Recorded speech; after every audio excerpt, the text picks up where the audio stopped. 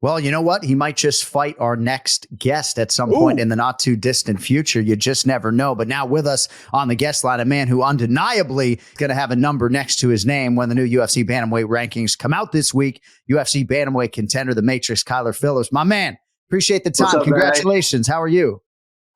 Doing good, man. Just still out here in Miami hanging out. Dude, you are so good. Like, I don't know if you even watch it back or listen, right? But I think at some point we said on the broadcast, like, I'm not sure there's any greater statement about the depth of UFC 299 and also the depth of this bantamweight division than that Kyler Phillips is fighting on the prelims and unranked right now, dude. So congratulations on a huge win. Ken Flo was watching at a bar in Miami. He was absolutely blown away. I know you didn't put him away. Nobody puts Pedro Munoz away, but you got to feel on cloud nine, I would think, after turning in those 15 minutes, bro. Yeah, definitely, man. I had fun there, and I just I can't wait to do it again. I had such a good time. I love what I do. So obviously you got a lot of momentum right now. How quickly do you think you could actually spin this thing forward? And how quickly do you think you are approaching, those guys like Petr Yan and guys near the top? That's soon. That's very soon. We'll find a good matchup, and let's get it going and fucking have me get up going with my career. So I just think I just got to keep doing what I do and keep working hard, and it's an honor to do this. Kyler, there's a lot of guys who have a lot of skills out there, but I think there's very few guys that can inject their personality and to have a unique style in the UFC. A lot of guys kind of look the same. You are definitely not like that. You definitely have a very unique style. How did you develop that? That just comes with a whole lifetime. It's like a real martial artist movie, when you spend your whole life doing jiu-jitsu from a young age and wrestling and judo and Muay Thai and boxing and mixing everything together and really enjoying what you do and making it a flow or making it organic, and applying everything into the moment and applying yourself, your mentality, and your style just it comes with personality, and it comes kind of just it's just an expression of my character and my being, and it's like a dance, it's like a fight, it's kind of like my primal self and also my mental self kind of just dancing with each other, battling each other, and kind of trying to find that foundation and my center, and when I get to there, it just mixes all types of movements and feints and strikes and styles, and it just all blends into one really song or art form. And that's what I'm doing. That's beautifully said, man, and that is very apparent. Where would you rank Pedro Munoz win amongst your other wins at this stage of your career? I'm sorry, what was that again? Where would you rank the Pedro Munoz fight at this stage of your career? Where would I rank it? Yeah, as far as your I guess favorite fights or your best wins. I would say for sure it's the best one, just because I'm here and I'm now, like, whatever in the past happened, whether I was doing really good or not as well, like, and in the future right now I have this right here, and that even that fight, it's even though it's over, and take what I learned from it and had some fun, and I'm making some adjustments as well on some of the things that we need to tighten up. So it's just a learning experience, and I think that the other day just helped me get to a new level and unlock a new level of the Matrix. That's a good way to put it. I do believe you unlocked a new level. Kyler Phillips with us here on the Anik Florian podcast. So I know there have been times in the past where you have spent extensive time with Sean O'Malley. So what is that relationship right now? How many rounds are you guys doing together? And what did you make of his performance over the weekend as well? He looks so sharp, man. He looks so on point and sharp. And it was like almost perfect, the way he hits and kind of like keeps his range. And it's like just the right amount of range and just the right amount of pop and power, enough where, and that knee was, damn near perfect, and just switching stances and angling off, and the way he kind of just cuts the corner, and then he started to like play a little bit in there. And it's cool to be around that. I see him at the gym, and we train with each other all the time, and we're with Taquino Mendez and Tim Welch and stuff, and so we get to move around and it's just being around it, you know, and I love being around it. And we can kind of bounce off ideas and stuff like that. And I have other teammates as well, like Marcus McGee and Mario Batista. We kind of just, you see what they're doing and different things that they're working on in their camps, and you see how they're growing in their character and their style, and you can kind of like just be around that, and it just feeds ideas, and everybody kind of just blends together, and we just iron sharpens iron. It is not out of the realm of possibility, though, that all three of you guys, Mario Bautista, Sean O'Malley, and of course, Kyler Phillips, are in the top 5 in the not too distant future. Now, thankfully, there are a lot of big scalps for you to chase beyond that. But you're just such a centered guy. And I do want to ask you about your brothers in a little bit, but it doesn't seem like you're either in any great rush to like call out big names necessarily. But now it's like everything's in front of you, right? Like it's not out of the realm of possibility that Marlon Chito Vera or Piotr Jan or one of these guys shows up in your bracket. So is there a realistic possibility that there's a name I mentioned that could be next? And realistically, what is your calendar in terms of the rest of 2024?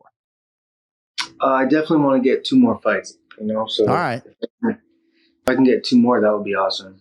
And yes, I got to go up. My goal is to get the belt. I'm going to be UFC champion. So I got to take those fights. So yeah, man. Well, and hopefully when your time comes that maybe Sean ain't the champion, because I don't want you guys to have to kick each other in the face. But bro, the stylistic matchup between you two, I mean, maybe I'll just have to attend sparring or something. It's so fun. Yeah, it's fun to watch. It's fun to watch him too, man. Like, and how much he's grown. Like, he's always been so flashy and stuff. And like, but I've known him since I was 18 years old, you know. And we went to the lab, and like, we didn't have nothing, you know. We had nothing. Me, him, Mario. We had nothing. No job, no really career, and just a dream. And we were just, you know, we just had fun with it though. And like, I think that's like one of the most important things is to really enjoy what you do, and you really do it, enjoy it the way you do it, you know, and not wanting to be in somebody else's shoes. And whether you have $1 or $1 million or whatever, a belt, no belt, you're going to just still have that gratitude and expression of your soul of you just being you, you know, because that's all you got is you. It's not like, when you wake up and you look in the mirror, it's not somebody else. Like, you have to live with that person, and you have to respect that person. And you have to outgrow that person and be big brother, little brother to yourself, you know. And you got to tell the younger, smaller version of yourself, hey, like, cut that out, do this, kind of big brother him. And then also you just listen to your big brother self. And, you know, it's that relationship within yourself. And you see it with guys like Sean, and you see how much they commit to shadow boxing. They commit and they spend time in separate areas in their life, and you see how it definitely puts shine into things, and it makes you want to be better. So yeah, it's just cool to be around like-minded people. Well, dude, we're tracking your every move. If you want to follow this man on Instagram, it is at Kai Matrix, KY Matrix. So to what extent are your brothers still aspiring martial artists, by the way? My little brother Cameron, he is 17 years old. He's about to graduate high school. I think he's going to wrestle. And then he's going to be a problem. He's got 4.6 GPA, though. Oh, and wow. I don't know. My mom doesn't want him to fight as much, but he's actually a lot more, not just talented and skilled as when I was at that age, but he is able to skip a lot of lessons that I had to learn as a big brother. You know, not skip, but kind of, you know, okay, I don't have to learn this over and over and over again. He's like, okay, this is some traps. This is what happened. This is how you can do it. So he gets to kind of leap ahead. Plus, he's so hardworking. He's committed, and he's bigger than me, actually. He's probably 180, 190. So he could be a welterweight if he grows a little bit bigger. But I wouldn't be surprised if he became UFC champion. Wow. Unbelievable. Well, dude, we're going to be tracking your... What division? I got 2 other brothers. Yeah, so Cole, we're the kids. Kyler, my big sister Kalani, and then Connor, Cole, and Cameron. And my grandpa had a boat called the K Kids boat because my cousins were Keenan and Kelsey, and then they just kept the K's because they didn't want to sell the boat. So I'm actually going to visit him. He lives in Florida. Nice, man. Well, dude, congrats. Enjoy the win. What weight class is Cameron going to compete at? Too early I'm not to sure. say? Yeah, he's 17. Yeah. Yeah, I'm not sure. We'll grow. Yeah. Hey, well, we appreciate the time, man. Congrats on a huge win, and enjoy the rest of your time in Florida. And we'll be anxiously awaiting those rankings later today, buddy. Congratulations. Thank you, John Kenny. Congrats. See you, brother.